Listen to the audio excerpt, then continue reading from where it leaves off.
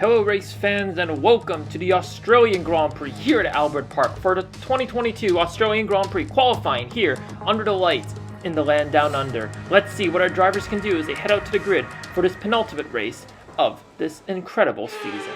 Now here's your practice report for the Australian Grand Prix. Yuki Tsunoda does very well on the soft compound tires. Keita Watanabe though, down the order, and the Toyota seems to be struggling around this track. The pace turns around and at the end of practice too, with Keita Watanabe up to 4th, but Yuki Tsunoda way down the order. So not very consistent. No, we don't really know where the Toyota stands on the grid. The setup is pretty stock standard for Albert Park. News in the weekend: control electronics reliability upgrades, a brake upgrade, and some fuel storage upgrades and consumption upgrades come in for this Grand Prix. And Toyota rises up over Ferrari, so there's been a constant back and forth between these two. However, big news from the weekend is that Keita Watanabe will be taking a full new engine penalty this race, therefore relegating himself to the back of the grid. Around the final corner he goes. Keita Watanabe on his little scouting lap at the end of qualifying. It doesn't really matter where he finishes, because in the end of the day, he's going to be sent to the back of the grid anyways. And the Red Bulls look to be on command. And Max Verstappen will need to set up a good result this race if he wants to have any chance of taking the championship fight into the final race of the season. But Keita Watanabe down in 18th. Yuki Tsunoda makes it into the top, into Q2. So hopefully he can rejuvenate Toyota's hopes in a good result. And another change is that he will take a new turbocharger.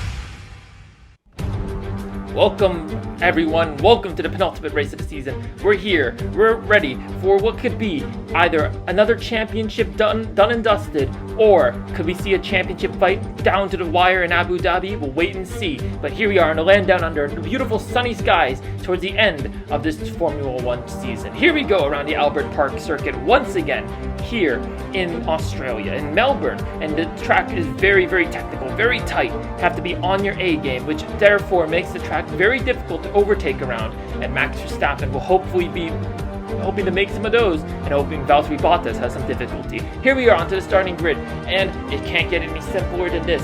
If Valtteri Bottas finishes outside the points and Max Verstappen gets the win, he'll take this championship fight all the way to Abu Dhabi. But if Valtteri Bottas gets anywhere within the top 10, then it's championship over, and he will seize his second Drivers' Championship in a row. With the constructors already dusted with Mercedes, that's all Bottas has to do left. So let's see if he can do that. And here's your starting grid for the 2022 Australian Grand Prix. Let's see where everyone stacks up. Lewis Hamilton, pole position for the Mercedes driver. And Sergio Perez on the front row in second. The Mexican hoping to get off a good start off the line. Lando Norris third. Daniel Ricciardo down in fourth. Charles Leclerc fifth. And Carlos Sainz in sixth. Then Valtteri Bottas and Max Verstappen down the order with some engine penalties. So they'll be on a level playing field. Antonio Giovinazzi and Pierre Gasly 9 and 10. Russell 11th, Alonso again with an engine penalty in 12th, Raikkonen 13th, Latifi 14th, Tsunoda 15th with another engine penalty, and Mick Schumacher down in 16th place for the Haas driver. Esteban Ocon down the order, engine penalty. Marino Sato 18th. Reliability seems to be the big factor this season. Nikita Mazepin 19th, Vettel 20th, Stroll 21st, with both Aston Martins on engine penalty, and Watanabe with a full new engine down in P22. Let's see what everyone can do.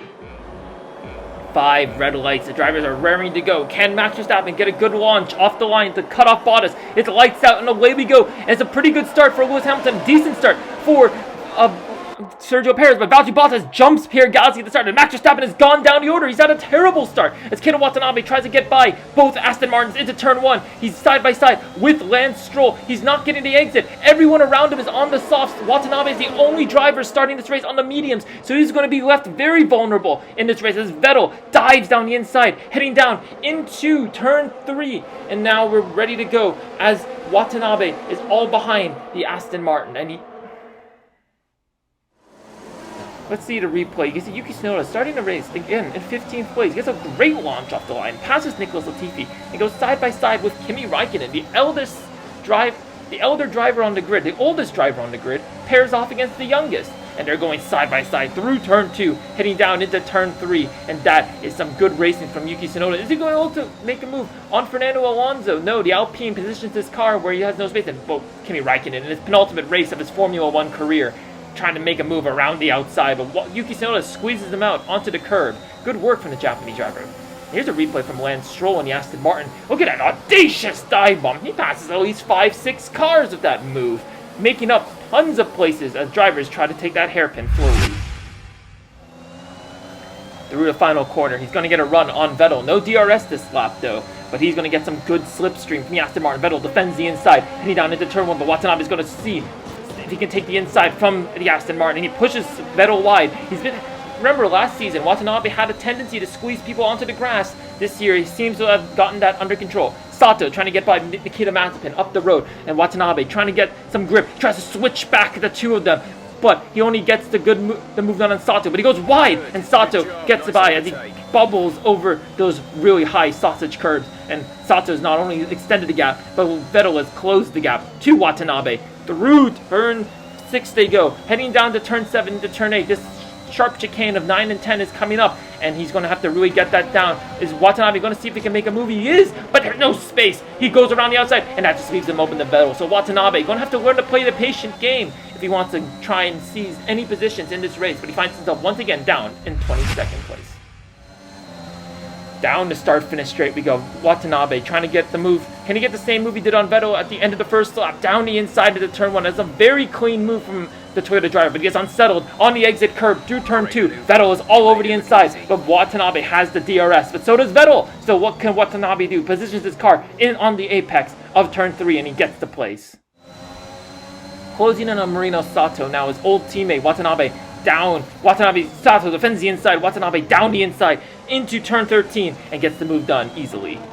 And that's Sergio Perez. Oh no, the Mexican driver with a great start in this Grand Prix finds himself on an engine penalty. He has a contact with Daniel Ricciardo. That's not going to save it. Oh, there's humongous contact. Carbon fiber everywhere as Carlos Sainz gets it all wrong and rams up the back of Sergio Perez. Both cars out with severe damage, and that's definitely a safety car in this Australian Grand Prix. Let's look at the replay. You can see Daniel Ricciardo from his T-can. You see Sergio Perez going slow, and there's just nowhere to go for him to park safely. So he's just a sitting duck out there. Ricciardo is so lucky to not get some wing damage, though. And Perez is not going to be happy. He had a very good chance to win this race, but his Honda engine failing him. We're looking. I'm losing a lot of power. Oh, sake. What's going on? Can't really blame Perez. There's nowhere for him to go. And I mean, his teammate had an engine penalty that put him in this compromised position in the championship. And Sainz, oh, it's just the unlucky bystander there. Disaster. And luckily, both drivers are all okay. All the soft tire runners are going to use this opportunity to get a free pit stop. So probably box onto some hard compound tires to see if they can take it to the end, but Watanabe is going to inherit a lot of track position. Here we go, Watanabe trying to see, hopefully his medium tires are in the groove. If all the people on the softs pitted already, then Watanabe is going to try and get the jump on all these soft tire runners in slower cars. Let's see what he can do. The safety car played into his hands perfectly as Watanabe barrels out of the final corner. The safety car is in, the race is restarted, and he's going up the backside of Nikita Mazepin in the Haas. This should be an easy move into turn 1. Side by side they go. Watanabe dives on the inside. Oh, he goes on the grass. Very compromising. He rejoins the track a little unsafely, and he kind of nudges Nikita Mazepin aside. That's going to be a little contentious, and that leaves Mazepin vulnerable to Marino Sato, and also to Max Verstappen, who pit for some hard compound tires during the safety car period, and Sato gets by the Haas driver. Let's look at the replay of the incident on the restart. You can see Watanabe just dives, goes a little too deep into the corner, but the way he rejoins the track, he just pushes Mazepin off. What the is he doing? Haas will definitely be on the radio with the race director, because not only did that compromise Mazepin's exit through turn 2, but it left them vulnerable to Sato. Schumacher pits this lap, so Watanabe can now close in on the front runners, and hopefully his medium tire still has some life in them compared to the hards. Lando Norris and Charles Leclerc are fighting for up the podium, up in front of Watanabe. Watanabe going to see, gets the switchback? No, he doesn't. Just no grip on those medium tires. He's been on them since the start of the race, remember. And those hard tires at this point should be starting to rubber in a bit, getting a little bit of grip. Lando Norris gets the move done on Charles Leclerc, but Max Verstappen is barreling down on the Japanese driver. What can Watanabe do? He loses the back end heading through turn 7, through turn 8 now. Is he going to see if he can make a move on Leclerc? Try to put the Ferrari between him and the Red Bull. He goes around the outside, but it tightens up way too much into turn 10. He gets unsettled on the exit curb of 10. And now here he goes through the sweeping left-hander and heading down into the fast left-right chicane. Max Verstappen side by side. Watanabe backs out of it. Verstappen nails the apex through the right-hander, and that is the position for the Red Bull. Verstappen is fighting for every possible position, every potential point he can get to close the gap to Valtteri Bottas. But here goes Keito Watanabe getting a bit of slipstream from the Red Bull and from the Ferrari down the straight. It's 3 wide. There's barely any space between them. Past Leclerc and past Verstappen, and that is a beautiful double overtake through turns 1 and 2. This is he goes, heading towards Antonio Giovinazzi. Oh, and he makes a lot of contact with the back of the AlphaTauri. So Watanabe's not going to be happy with that at all. Probably some damage to his front wing, maybe? Hopefully not. We've seen some trouble. Here goes Verstappen. He's going to see if he can make the move again. But Watanabe is going to be committed. He's committed this time. And now it's Verstappen who wants to back out. Watanabe, though. But the gap to Antonio Giovinazzi has just increased. Nails the chicane of 11 and 12. And he's so close to Giovinazzi. DRS wide open. The AlphaTauri's been on those hard tires since the beginning of the race. So he's going to be struggling at this point. And here goes Watanabe around Giovinazzi. Those hard tires not working at all for the AlphaTauri. And Watanabe up into the podium places. And here goes the Toyota driver into the pits. Very, very lucky with that safety car, but he's in for a set of soft compound tires, which should take him to the end of the Grand Prix, but everyone's in close proximity, so around this track that's so difficult to overtake around, Watanabe is going to have to try and get the moves down. But thankfully, no front wing change needed for the Toyota, so Watanabe rejoins the track in P15, and now, with those soft compound tires, 2 steps softer than most of the tire that most drivers are using right now, he needs to put the moves in. Through the final corner we go, Watanabe barreling down the straight on his outlap, and Giovinazzi's pitting, so those hard tires, definitely the AlphaTauri, not really conserving the tire wear, and Giovinazzi's down to place, and Watanabe's up 1.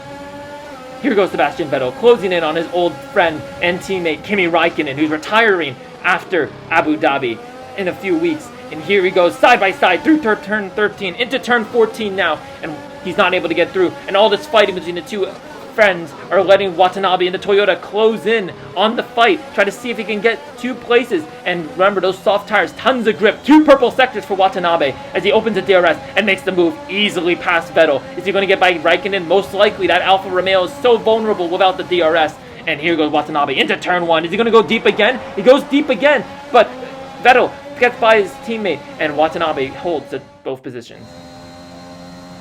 And Watanabe set the fastest lap of the Grand Prix for good measure. Good job from Toyota. Closing on Esteban Ocon, backs out into the fast chicane of 11 and 12, but now with DRS and Ocon on those hard tires since the safety car period, that's going to be an easy pass for the Toyota. And he's absolutely flying on those soft compound tires. Can he make the difference to Lance Stroll though? And here further up the road, here's Yuki Tsunoda fighting behind Alonso and Daniel Ricciardo, and Alonso without the DRS, so Yuki Tsunoda going to see if he can make up some points positions down the inside of the Alpine. He doesn't get the move done. Alonso just manages to stick it through, and here goes Yuki Tsunoda. What can he do this time? DRS wide open, hitting down into turn 3. He's going to see if he can go around the outside of the Alpine. Surely not. That's the harder move. The 2 drivers go. Alonso tries to squeeze Yuki Tsunoda out of the way. Well, Tsunoda gets the inside of the following corner and gets the move done on the Elder Statesman. That is some supreme racing. Closing in on Stroll, the final points paying position. Is he going to get the same move as he did on Esteban Ocon? Yes, he is. Stroll defends the inside, heading down towards turn 13, but that is the move done for Watanabe. Easy moves and up into the points for the Toyota. Closing in now on Fernando Alonso, going to see if he can get the move done that his teammate had to do the hard way, but looks like it's going to be easy sailing for the Toyota around the outside of Alonso through turn 1 into turn 2, squeezing the Alpine out, and that is the move done and dusted. But he's going to have to defend. Alonso gets the DRS again, but so does Watanabe. Alonso tries to see if he can do the move that Tsunoda did on him, but Watanabe squeezes the Alpine out, and he gets the move done up at the P9, right behind his teammate. Out of the final corner, Tsunoda's without DRS, and surely the team are going to tell him to not fight it too hard. Yes, Tsunoda kind of edges away from his team boss, and Watanabe takes P8 in this race. A brilliant recovery, and that's George Russell. George Russell with engine smoke billowing from the back of his Williams car, and that is another DNF to add to Russell's season. Let's look at the replay through turn 12 into turn 13, and at the apex, the engine just goes up in smoke. That is so unfortunate for the Williams driver, but no real consequence. That makes Schumacher disqualified. What has caused the Haas driver to get the black flag? Let's see, and he just spins through that corner, and whoa, the Haas is just perched on that sausage curb. I've never seen that in my life. So Schumacher just gets on the power too eagerly, and he just gets perched on that sausage curb. The rear tires just can't get any contact with the ground, and so he's just almost stuck there, almost like one of those low-riding cars stuck on a speed bump. And you can see Schumacher swinging the wheel, and he's not unable to get by.